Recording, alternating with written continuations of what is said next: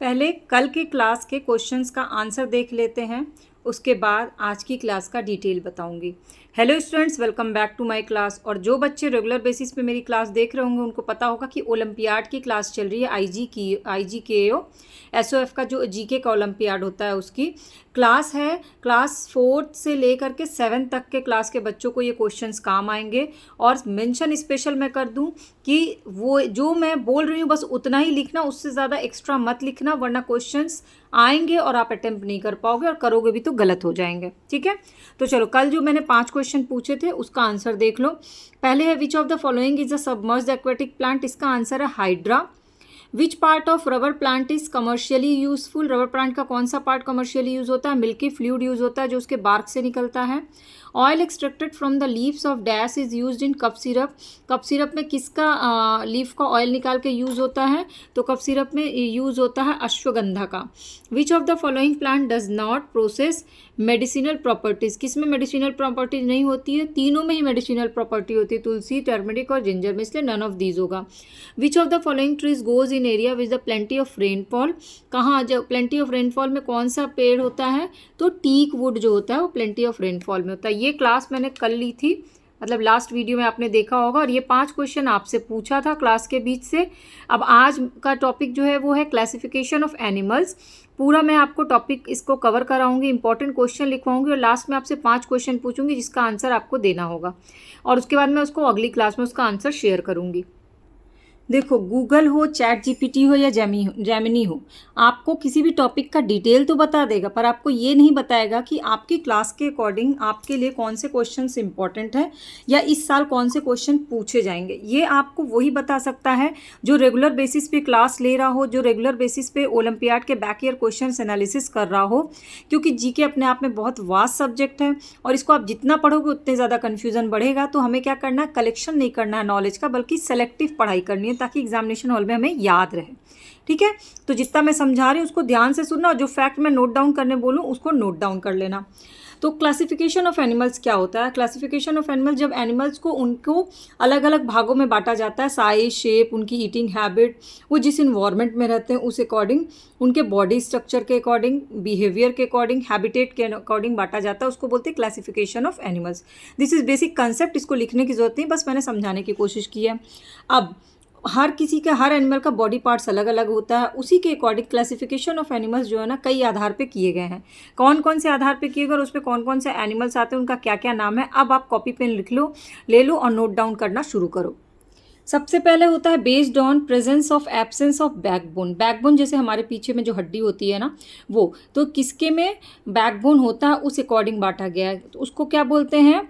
Vertebrates बोलते हैं। जिनके बैकबोन होता है जिन एनिमल्स के, उनको क्या बोलते हैं? ये नोट डाउन कर लो, उसको बोलते हैं वर्टिब्रेट्स। तो इसमें नॉर्मल चीज़ है कि इसमें एक स्पाइनल होता है, बैकबोन होता है, इनका स्ट्रक्चर जो है वेल डेवलप्ड होता है और ये नॉर्मली लार्ज एनिमल्स होते हैं, इनके पास ब्रेन और नर्वस सिस्टम सब होता है। अब इनको भी ग्रुप में बांटा गया, सिंपल तरीके से नहीं बल्कि इसको भी अलग अलग क्लासिफाइड किया गया है, वो आपको नोट डाउन करना होगा। पहला ग्रुप है फिश। ठीक है, फिश जो ऑब्वियस है जो पानी में रहती है उसको बोलते हैं फिश, जिसके स्कैल्स होते हैं, गिल्स होते हैं और कोल्ड ब्लडेड होती है। इसमें कुछ एग्जांपल्स है जिनका नाम आपको ज़रूर पता होगा, शार्क, सैल्मन, रोहू और गोल्डफिश, ये मछलियां हैं।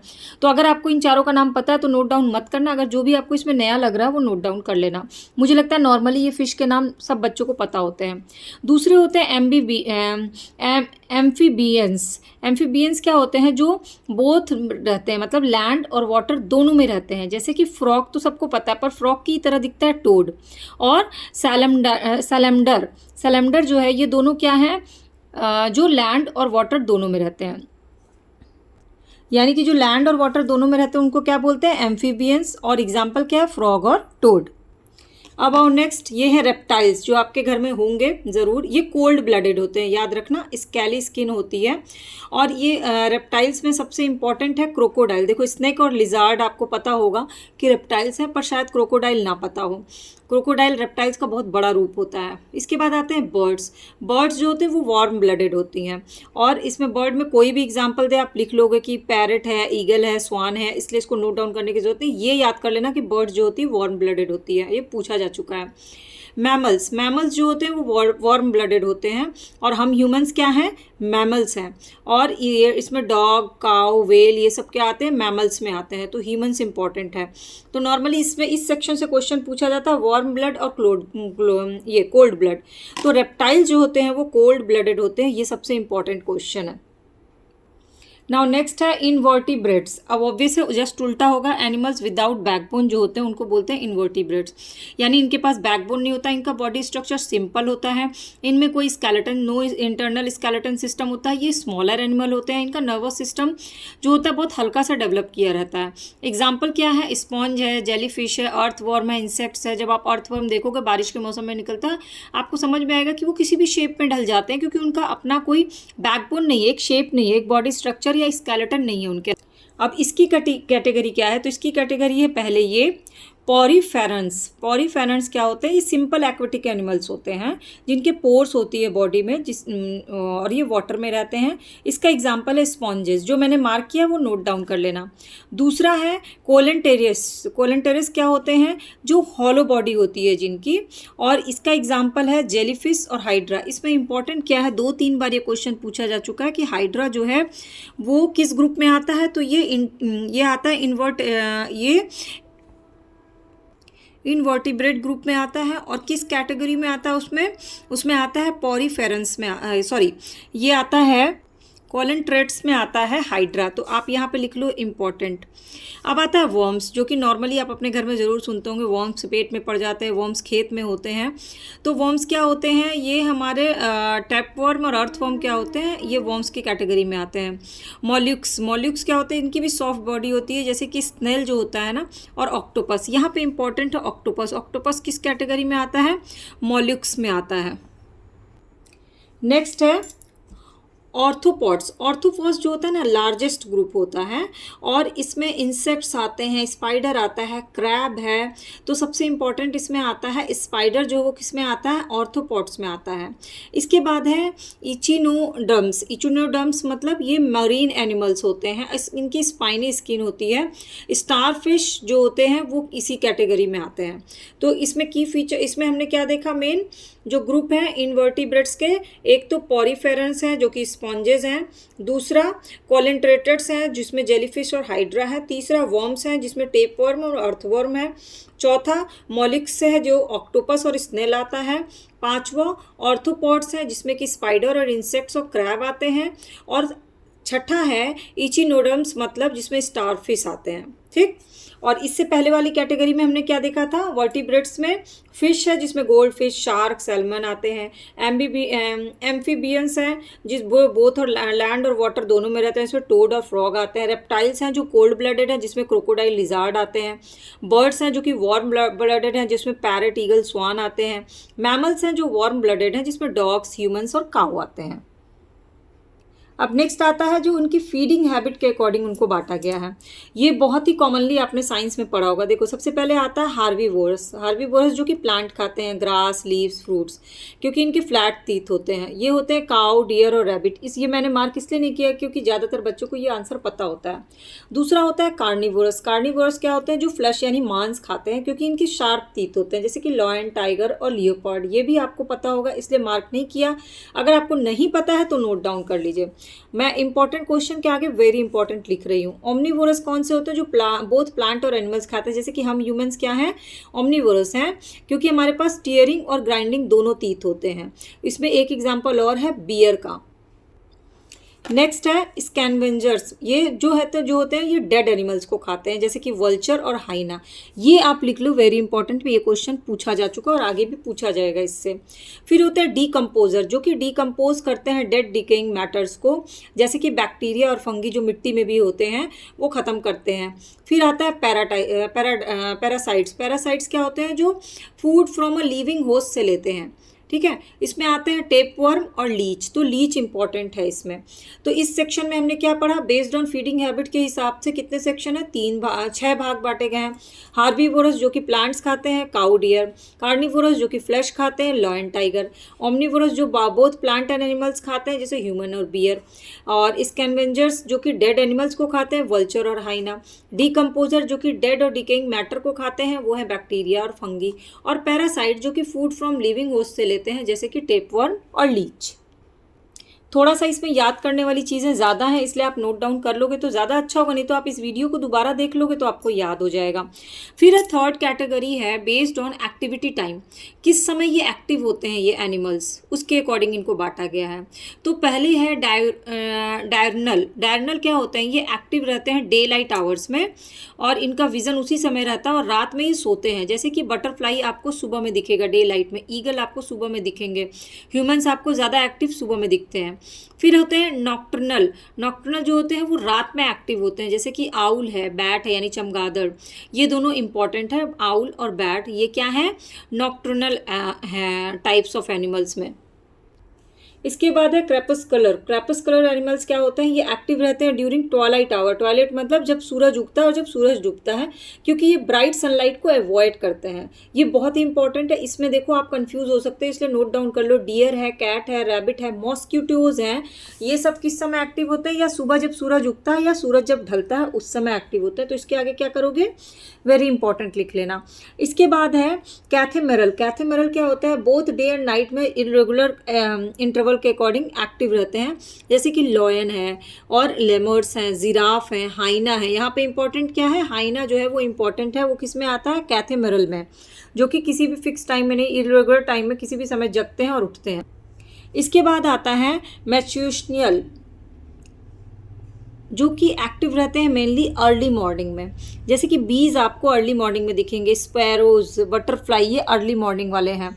इसके बाद आता है वेस्पर्टाइन। वेस्पर्टाइन एक्टिव रहते हैं मेनली इन इवनिंग आवर, जो शाम के समय में एक्टिव रहें उनको बोलते हैं वेस्पर्टाइन। जो कि जैसे कि कोई चमगादड़ आप देखोगे, बैट्स देखोगे, वो इवनिंग में ही आपको दिखेंगे, खासकर 7 से 8 के टाइम में बहुत ज़्यादा दिखते हैं। तो इसमें हमने क्या पढ़ा है, इस टॉपिक में हमने क्या पढ़ा, टाइप्स ऑफ एनिमल्स में एक तो पढ़ा ड्यूरनल जो एक्टिव रहते हैं ड्यूरिंग डे लाइट आवर, दूसरा पढ़ा नॉक्टर्नल जो कि एक्टिव रहते हैं नाइट में जैसे कि आउल, तीसरा पढ़ा क्रेपस्कुलर जो कि रहते हैं ट्वाइलाइट आवर्स में यानी डॉन और डस्क के टाइम में रहते हैं जैसे कि डियर, कैट, रैबिट, मॉस्किटो। फिर इसके बाद पढ़ा कैथेमेरल जो कि एक्टिव रहते हैं बोथ डे और नाइट पर इरेगुलर रहते हैं, तो इसमें है लॉयन और जिराफ और हाइना। इसके बाद है मैचूशिनियल, शायद मैं प्रोनाउंसिएशन थोड़ा गलत कर रही हूँ, अगर आपको पता होगा तो नीचे लिखिएगा। ये अर्ली मॉर्निंग आवर्स में एक्टिव रहते हैं। इसमें आते हैं स्पैरो और बटरफ्लाई जो कि इंपॉर्टेंट है। और लास्ट है वेस्पर्टाइन, मतलब जो एक्टिव रहते हैं इवनिंग आवर में जैसे कि बैट और जो है वो इवनिंग आवर में आपको दिखेंगे। अब आता है based on mode of reproduction and development, कैसे वो डेवलप होते हैं, कैसे उनका रिप्रोडक्शन सिस्टम होता है, उस अकॉर्डिंग इनको बांटा गया है। सबसे पहले आता है ओविपेरस। ओविपेरस क्या होते हैं, जो अंडे देते हैं, ले एग्स, और उसको डेवलप होता है आउटसाइड द मदर बॉडी, जैसे कि फ्रॉग है, हेन है, स्नेक है, क्रोकोडाइल है और बटरफ्लाई, ये सब अंडे देते हैं, ये क्या है, ओविपेरस है। तो इसमें आपके लिए इंपॉर्टेंट है बटरफ्लाई और फ्रॉग। फिर सेकंड है विविपेरस। विविपेरस क्या है, जो give birth to young ones, जो बच्चे जन्म देते हैं ना कि अंडे, जैसे कि ह्यूमंस हैं, डॉग है, कैट है, एलिफेंट है। इसके बाद आता है ओवोविविपेरस। ओवोविविपेरस जो एग डेवलप होता है inside the mother body and hatch inside before birth, तो इसमें आते हैं शार्क और स्नेक्स। इसके बाद आता है मार्सुपियल्स। मार्सुपियल्स क्या होते हैं, give birth to very under developed young ones, मतलब बच्चा जो है वो पूरी तरह से डेवलप नहीं हुआ था और जन्म ले लेता है और फिर वो माँ के पाउच में जो होता है वो बच्चा बड़ा होता है, जैसे कि कैंगारू की फ़ोटो आपने देखी होगी, कैंगारू हो, कोयला है, ये सब क्या होते हैं, माँ के पाउच में पूरी तरह से डेवलप होते हैं। और फिर आता है मोनोट्रेम्स। मोनोट्रेम्स जो कि एग देते हैं और young ones fed with the mother's milk से बड़े होते हैं। ये इस पे क्या है, इचिडना, और ये इम्पॉर्टेंट नहीं है उतना, लेकिन तब भी मैंने मार्क कर दिया है। जो इम्पॉर्टेंट है वो पीछे जो था मैंने लिखाया था वो है। अब आप बेस्ड ऑन हैबिटेट यानी जिस माहौल में वो रहते हैं उस हिसाब से वो ढल जाते हैं, उसके अकॉर्डिंग क्या भाग में बांटा गया। तो टेरेस्टेरियल होते हैं, टेरेस्टेरियल जो कि जो जानवर जो होते हैं लैंड पे रहते हैं उनको बोलते हैं टेरेस्टेरियल। जैसे कि हॉर्स ज़मीन पे दौड़ता है, स्नेक होगा, डॉग होगी, ये आपके लिए बहुत सिंपल होगा। एक्वाटिक जो कि पानी में रहता है जैसे कि फिश, डॉल्फिन और ऑक्टोपस। इसके बाद होता है एम्फीबिनियस जो कि बोथ लैंड एंड वाटर में रहते हैं, जो मैंने पीछे भी बताया, फ्रॉग और सैलमंडर। इसके बाद आता है एरियल, एरियल जो कि उड़ सकते हैं, मोस्टली बर्ड्स होती है इसमें से, ईगल, पिजन, बैट। इसके बाद आता है आर्बोरियल, आर्बोरियल जो पेड़ पे चढ़ के रहते हैं जैसे कि मंकी और स्लोथ। और डेजर्ट में जो रहते हैं उन वो है कैमल और फेनिक फॉक्स। तो नया आपके लिए क्या होगा, एक तो फेनिक फॉक्स नया होगा, दूसरा आर्बोरियल में स्लोथ नया होगा। एरियल में आपको शायद पिजन नहीं पता हो कि उड़ पाता है अच्छे से। इस तरह से ये जो मैंने मार्क किया है ना, इसको आप नोट डाउन कर लो। और ये किस हिसाब से बांटा गया, बेस्ड ऑन हैबिटेट। इसके बाद क्वेश्चन पूछता है कि एनिमल्स का क्या यूज़ कॉमर्शियली भी होता है। तो आपको जरूर पता होगा कि कॉमर्शियली एनिमल्स का यूज़ होता है, सिर्फ रूरल एरिया में नहीं बल्कि शहरों में, इकोनॉमी में, हर चीज़ में, गुड्स बनाने में, ट्रांसपोर्टिंग में, सब में यूज़ होता है। कैसे यूज होता है चलिए वो बताती हूँ। तो सम यूज़फुल एनिमल्स जैसे कि काव और बफेलो, जिससे हमें मिल्क मिलता है और लेदर भी काम आता है। इसमें इंपॉर्टेंट क्या है कि जो गिर काव है वो गुजरात की है, और जो साहिवाल काव है वो पंजाब की है, जो मुर्रा काव है या बफेलो है वो हरियाणा का है। तो इसमें मुर्रा से क्वेश्चन पूछा जा चुका है, जो कि एक बफेलो का टाइप है और हरियाणा का है, ये नोट डाउन कर लीजिएगा। दूसरा आता है गोट, गोट एनिमल का क्या यूज़ होता है, मिल्क भी यूज़ होता है, मीट भी यूज़ होता है, और वुड उसका उससे ऊल भी बनाया जाता है। इसमें इंपॉर्टेंट है कि अंगूरा क्या है, तो अंगूरा एक गोट का प्रकार है जो कि वूल के लिए यूज़ होता है। शीप, शीप जो है वो वूल और मीट दोनों के लिए यूज़ होता है, और मेरिनो शीप जो है इसमें सबसे इंपॉर्टेंट है। हैन एंड डक का यूज़ होता है एग और मीट दोनों में। इसमें क्या इंपॉर्टेंट है, इसमें कोई इंपॉर्टेंट क्वेश्चन नहीं है, बस आपको ये बेसिक चीज़ पता होगी। फिर है हनी बी, हनी बी जो है बी वैक्स प्रोडक्शन में भी यूज़ होता है। इसमें इंपॉर्टेंट है एपिस, एपिस जो है वो यूरोपियन हनी बी है, एपिस मेलिफेरा। फिर है सिल्क वर्म, सिल्क वर्म जिससे सिल्क के कपड़े बनते हैं, ये होता है बॉम्बिक्स मोरी, ये मलीबेरी सिल्क वर्म होता है। इससे क्वेश्चन पूछा जा चुका है इसलिए मैंने इसको मार्क किया, आप इसके आगे वेरी इंपॉर्टेंट लिख लो, बॉम्बिक्स मोरी। देन आता है एलिफेंट जो कि ट्रेडिशनली सामान उठाने के तो काम आता है, जंगल के काम में भी आता है, पर इसके और भी कई चीज़ यूज होते हैं, खासकर एशियन एलिफेंट के। अब कुछ स्पेशल पेट्स होते हैं जिनको हम पालते हैं और जिनका इस्तेमाल अलग अलग तरह से होता है, जैसे कि डॉग्स हैं। अब डॉग को लोग पालते हैं, वो एक थेरेपी की तरह पुलिस में काम करता है, रेस्क्यू टीम में काम करता है। लेकिन इंपॉर्टेंट क्या है डॉग के लिए, ये जर्मन शेफर्ड जो है वो इंपॉर्टेंट है, ये इंटेलिजेंट होता है, लॉयल होता है। और इंडियन पेरियार डॉग जो होता है ये नेटिव ब्रीड का है, ये लो मेंटेनेंस मांगता है, और ये गार्डिंग का काम ज़्यादातर इंडिया में जो होते हैं वो इंडियन पेरियार डॉग करते हैं। इससे क्वेश्चन पूछा जा चुका है क्लास 7th के ओलंपियाड, जी के ओलंपियाड में। फिर आता है कैट, कैट का भी पर्पज़ अलग होता है, आपको एक कंपनी मिलती है, इंडिपेंडेंस आप लोग अपने पास रखते हैं। लेकिन कैट में इंपॉर्टेंट क्या है, मैने कून क्या है, मैने कून जो है one of the largest domestic cats है जो प्लेफुल होती है। मैने कून क्या है, एक लार्जेस्ट डोमेस्टिक कैट है। इसके अलावा लोग क्या पालते हैं, पैरट पालते हैं, उनकी ब्यूटी के कारण, उनके सोशल नेचर के कारण, क्योंकि वो बहुत अच्छा बोलती हैं। जिसमें थोड़ा बहुत आपने कभी सुना होगा मैक और पैरट जो होती है बहुत टॉकेटिव होती है। इसके बाद लोग रैबिट पालते हैं, जिसमें अंगोरा रैबिट जो है लॉन्ग सिल्की हेयर वाली होती है। इसके बाद लोग फ़िश पालते हैं, अलग अलग पर्पज़ से फ़िश पालते हैं। ज़्यादातर जो फ़िश होती है वो गोल्ड फिश होती है, बेटा फ़िश होती है, गुपी होती है और एंगल फ़िश होती है।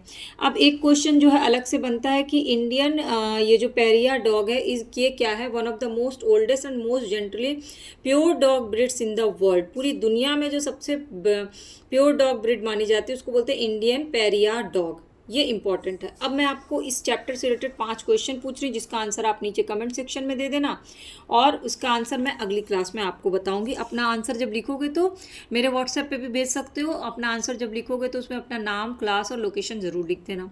विच of the following is a cold blooded animal. तो ऑप्शन है whale, eagle, lizard and penguin. मैंने पीछे बताया भी आपको कि ये क्वेश्चन इंपॉर्टेंट है कोल्ड ब्लडेड और वार्म ब्लडेड का।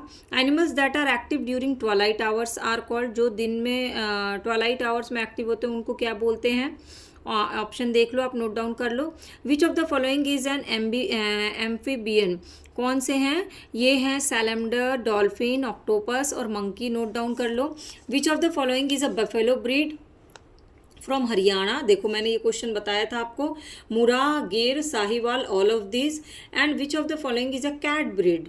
तो इसका ऑप्शन भी दिया हुआ है पोमेरेनियन, बीगल, मैनेकून और इंडियन पेरिया। इंडियन पेरिया तो अभी मैंने आपको बताया, इसलिए आपको पता होगा कि ये तो डॉग का ब्रीड है।